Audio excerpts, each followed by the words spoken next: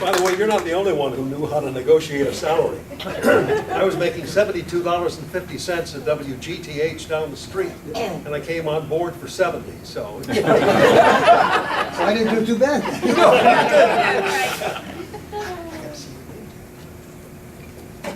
Louise, what'd you get up to? I will. Well, I guess I was here a little bit sooner than some of the others. I came in August of 1952. Wow. I was fresh out of high school. I got a job at Travelers in the stenography pool. And we had a very important job, and we sat all day and typed addresses on envelopes, and we thought we were important. Then our supervisor at the time came to me and said, "Miss Burbank wants to see you." I didn't know who Miss Burbank was. So anyway, I get the elevator and go over to the 6th floor of the Travelers building, and I met with Miss Burbank. The following Monday, I started working in the program department under Mr. Patricelli, and I worked with Marge Stavola Wentworth, and it was a great experience. I worked there for several years. After the broadcast house was built, we moved down there, and I worked on the 3rd floor in the sales department under Bob Tyrrell and Ernie Peterson. And our salesmen were Lou Krause, Don McGovern, and Joe McGinnis. And it was a great time. It was a great experience. I was a country girl at the time, fresh out of high school. My parents couldn't afford to send me to college, which I wanted to do very badly. But by the same token, in those days, there was no such things as scholarships. I had a wonderful life. I made a lot of good friends, and I'm happy to be here today. Thank you. You know, the guys in the transmitter are just as important as the guys in the control room, or you know, on the floor, on the floor crew, because they keep us on the air. But by the same token, I can't think of your name because you're Howard on the Corey. transmitter. Howard. Howard. Corey. Howard, please. Would you just say a word or two? Yeah. Well, I started at the transmitter. I was thinking about this quite a bit lately, you know, with the passing of Art Mastay. All the folks that we had, we might have had 8 or 9 people out there at that time because everything was, it hadn't been automated yet. So we actually operated Channel 24 also. So we had, you know, 2 people on shift all the time. And it seemed a little bit quiet going out to Avon. It's so quiet out there compared to Corporate Systems Center at United Aircraft building the lunar excursion module. You know, people coming in and out all the time, you know, and going out there. It seemed kind of quiet when I went out there.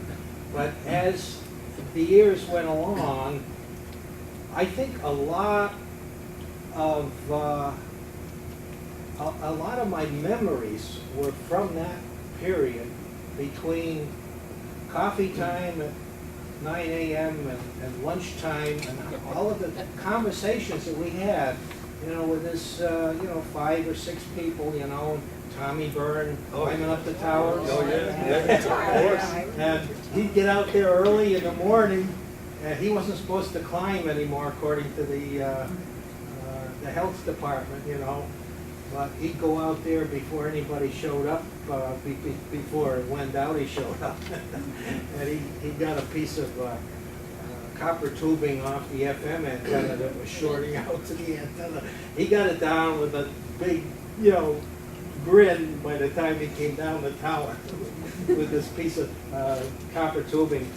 And, you know, all these different incidents and all of the philosophies that we talked about, the financial situation and you know, where the country was going and you know, and so forth and so on. And just about everything was covered in those little meetings that we had at the along the lunch table.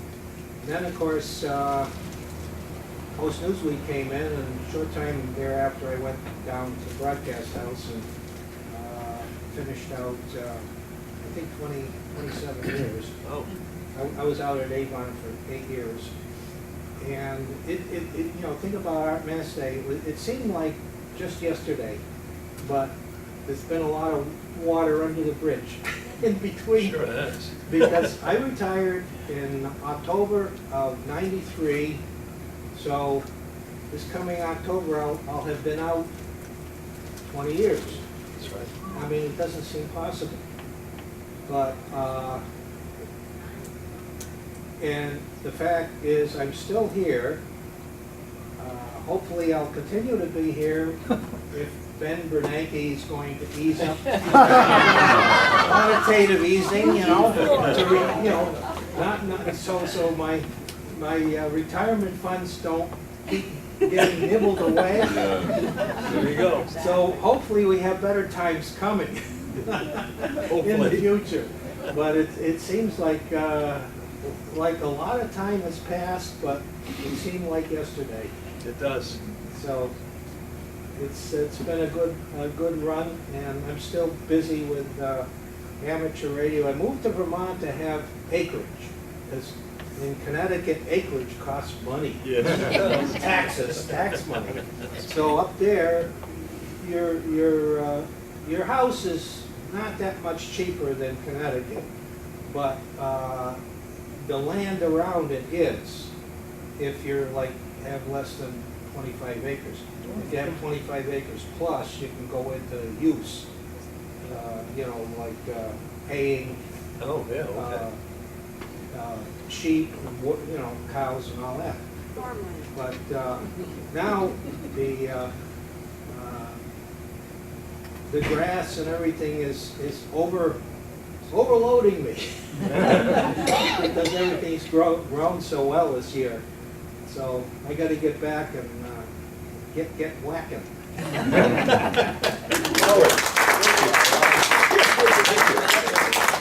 I was talking about Len Mirabel earlier. He was a fellow that I worked with at another radio station. And Tony is a fellow that I worked with at another radio station. Tony, please. Okay. First of all, I'd like to say, my friend, I hope I look as good as you after I've been retired for 20 years. And Tony, I want to tell you that he and Art Maste probably consumed as much radiation as anybody. And look at him. And Art lived until he was 85 years old and never had any problem with radiation. Well, there was a final. Don't worry about yourself. As long as it's non-ionizing. That's right. Well, my name is Tony Riggs. I was with the FM part of WTIC beginning in 1960. I was a student at UConn, and Bill Hennessy, my next door neighbor at the time, asked if I would like to come and audition for the possibility of doing classical music announcing. And I did, and I loved it. I was there for about 5 years, bummed around Europe for a couple of years, came back and did some more part-time work at TIC, and it was a great start to a broadcasting career. I moved to the Washington, D.C. area a little bit later, went to WETA. I was the first voice heard on ETA when it went on the air in 1970. 13 years there, and then to the Voice of America, where I rejoined my friend Dick Pertell. He was my first mentor at TIC. One of the themes that has been coming up in our discussions here is what a great time we had at TIC. It was a family feeling, a family organization, and I felt it too. And the other observation I would have about all this is that it was a great time to be in broadcasting in 1960 when I started. So I would say probably in the late 40s, the 1950s, the 60s, and possibly into the 70s. It's a great time to be in broadcasting, and I loved it. I don't think I would encourage a child now, one of my own, to go into broadcasting now. But at the time that I was in it, I loved it. Thank you, David. You really want to say a few words? Sure. Okay. I'm Jeff Israel, for those of you who may not know me, and I almost had a very short-lived career at TIC. I was hired 41 years ago by Harrison Parcells and I was supposed to start Monday morning, which I did.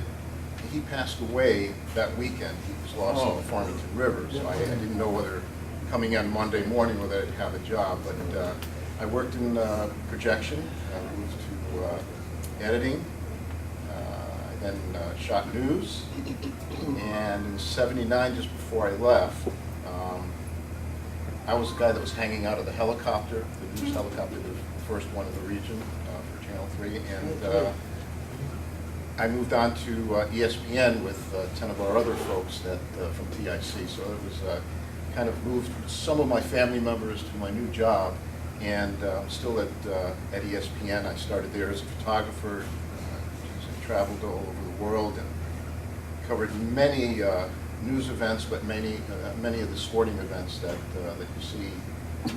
And I always wondered how I got to go there. You know, as a photographer, you get to go into places, but when ESPN started, they thought it was a Spanish network. That's why. But I've missed the past, I think, three of these, and had to come back today because I wanted to see all of you. But, thank you, Dave.